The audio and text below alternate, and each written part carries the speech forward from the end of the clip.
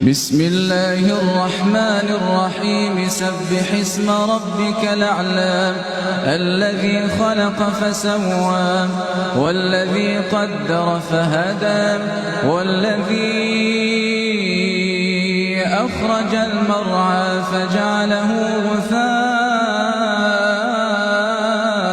نحوا سنقرئك فلا تنسى إلا ما شاء الله إنه يعلم الجهر وما يخفى ونيسرك لليسرى فذكر إن نفعت الذكرى سيذكر من يخشى ويتجنبها الأشقى الذي يصلى النار الكبرى ثم لا يموت فيها ولا يحيا قد أفلح من